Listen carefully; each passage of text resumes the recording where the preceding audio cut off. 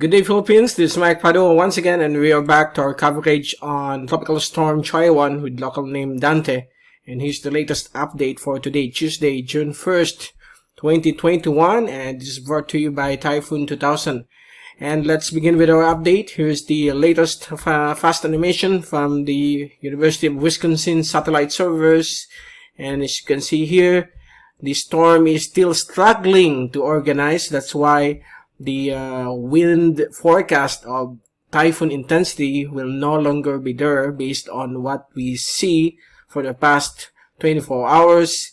And my instinct is right that the system will no longer intensify, and it's likely to make landfall over eastern Visayas, particularly eastern Samar, tonight. So we are going to show to you the possible new track, since the system has been moving more to the west, and likely it will pass along the Caraga Gulf area, just to the west of Bicol region.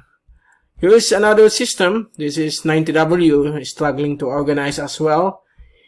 And as we look at the windy.com zoom satellite animation, this is for this afternoon, for the past 6 hours. Okay, since around 9 a.m. You can clearly see here the exposed low-level circulation. When we say exposed, most of the intense rain clouds of the storm are displaced to the southwest or over northern Caraga. That's why the low-level circulation is devoid of any heavy rainfall. So this is a sign that the system is currently encountering moderate to strong vertical wind shear or upper level winds above the circulation of this tropical storm. And right now, the outermost rain bands are bringing some rains and thunderstorms, especially squalls across Catanduanes and the southern portions of the Bicol region. That includes Albay and Sorsogon. Then later tonight, here along the areas of Camarines provinces. So as we look at the reason on why the storm is struggling to develop, right now the storm is here, so it's still encountering some northeasterly upper level winds. So the winds here above the storm is around 35 to a high of 45 kph. That's the reason behind the weakening of this tropical storm. And as we look at our latest track, this is the new one issued at 11 a.m. The possible landfall of the system is somewhere near or over Borongan City, Eastern Samar, between 7 to 9 p.m. tonight. And then it will traverse central Samar. It will exit over the vicinity of Calbayog City in western part of Samar around 2 a.m. tomorrow morning. And on Wednesday morning, 8 o'clock, it will be in the vicinity of Ticao Island in Masbate province. And it will pass over Burias Island around 2 p.m. tomorrow, and it will move across San Narciso and San Francisco, Bundok Peninsula in the province of Quezon, and it will emerge over Alabat Bay. That will be 8 p.m. on Wednesday. That will be 8 p.m. tomorrow. So the winds along this path will remain at 75 kph or even lower because of the deterioration of the circulation of Dante. So the Bicol region, especially the mainland Bicol, is still under the cone of uncertainty. So any shift of the track to the right or to the left will have some major changes when it comes to the effects of this tropical storm. But right now, based on this track, the Bicol region will still have moderate to heavy to at times extreme rainfall. So please take all necessary precautions. We are calculating it to reach more than 100 millimeters if the rain bands of the storm begin to increase, as it crosses Samar Island as well as Southern Bicol and over the Caraga Gulf. And on 8 a.m. Thursday, it will make landfall over Aurora Province near Baler and traverse the mountainous areas of the Cordillera and Benguet. And most likely, the system will rapidly dissipate over this area, and eventually, I won't be surprised if the system will become just a low pressure area or remnant low over the Balintang Channel by 8 a.m. on Friday. So this is somewhat slightly good news when it comes to the winds. It won't no longer reach 100 kilometers per hour. It will just be a minimal tropical storm, but the much awaited rainfall for the Bicol region will be a blessing, since it will bring the agricultural farmlands back to life. Okay, farmers may begin to plant their seasonal plantation during this month of June.